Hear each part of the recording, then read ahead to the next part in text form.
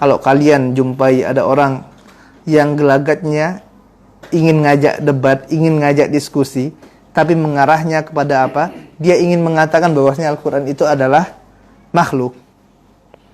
Maka hendaklah kalian hindari, kata Imam Ahmad rahimahullah ta'ala. Dah tinggalkan saja orang seperti ini. Dan hendaklah tidak berdebat dengan orang yang membahas bid'ah ini. Hendaklah kita jauhi fitnah tersebut. Dia ngajak antum debat misalnya. Sama saja, baik itu misalnya debatnya secara langsung kah, ataupun debatnya di medsos. Apalagi debat di medsos. Ini udah sering kita bahas. Ya, Al-Bidah sangat ingin agar agar diadakan debat terbuka. Tujuannya apa? Untuk menyebarkan kebid'ahannya.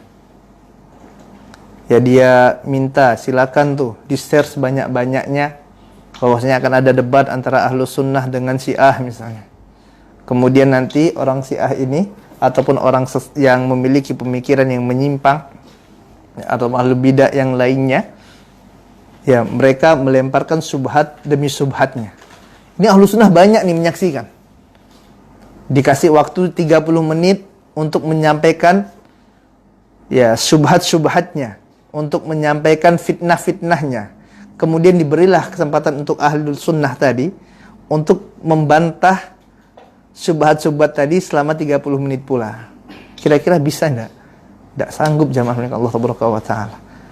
Satu subhat saja butuh waktu untuk menjelaskannya. Apalagi yang mendengarkan tidak semuanya ulama. Ini banyak orang jahil yang dengarkan. Akhirnya yang tersisa apa? Subhat. Tersisa di kepala mereka apa? Subhat demi subhat. Oh, ternyata seperti ini. Sehingga menjadikan keyakinan mereka menjadi menyimpang. Makanya di antara adab yang diajarkan oleh para ulama, apabila ingin debat, maka debatnya debat tertutup. Ya, silakan ya seorang ulama, dan di antara memang yang diperbolehkan untuk debat adalah para ulama. Orang yang alim, orang yang dia faham ilmu hadis, paham usul fikih, ya. Debat silakan dengan ahlul bidah tersebut. Dan itu debatnya debat yang tertutup. Ya, di hadapannya kitab-kitab para ulama. Dengan syarat orang tersebut juga ingin kebenaran. Dan Ahlul Bidah tidak mau seperti itu. Kenapa? Tidak sampai tujuan mereka. Tujuan mereka apa? Untuk memberikan was-was di dada-dada kaum muslimin. Agar kaum muslimin Ahlus Sunnah mengikuti pemahaman sesat mereka. Oleh sebab itu jamaah yang dimuliakan Allah Taala, di sini diberi nasihat oleh Imam Ahmad rahimahullahu taala anhu adalah apabila kita dapati mereka ya ingin mengajak debat, maka hendaklah Ahlus Sunnah itu tinggalkan. Orang-orang yang mengatakan bahwasanya Al-Qur'an adalah makhluk ini, ya ini fitnah mereka, fitnah yang sangat berbahaya sekali. Ya, fitnah yang subhanallah yang sudah dirasakan pada masa Imam Ahmad rahimahullahu taala anhu, bagaimana luar biasanya fitnah tersebut. Ya. Makanya seorang Ahlus Sunnah apabila dia mendapati fitnah, ya ada fitnah, maka apa yang dilakukan? Yang dilakukan bukan kepo kalau ada fitnah. Ya. Apa itu kepo? Mau tahu gitu ya? Hah? Know everything in particular object. Oh ya, insyaallah. Ya. Itu kepo ya. Panjang rupanya ya. Nah, kalau ada fitnah itu jangan kepo, jangan mau tahu gitu ya.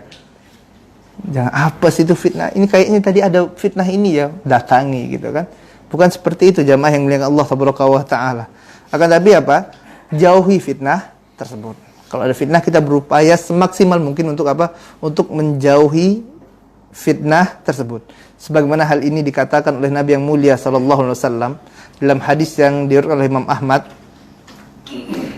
tentang Dajjal. Yang mana Nabi yang mulia sallallahu alaihi wasallam mengatakan, "Man sami'a bid-Dajjal," barang siapa yang mendengar tentang adanya keberadaan Dajjal, dia tahu oh ini ada Dajjal datang. Ya. Ini Dajjal ini fitnah yang luar biasa.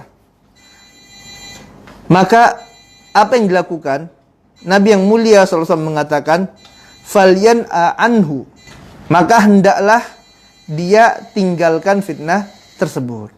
Wallahi, kata Nabi yang mulia sallallahu alaihi wasallam, maka demi Allah, innar rajula la ya'tihi wa huwa yahsabu annahu mu'min.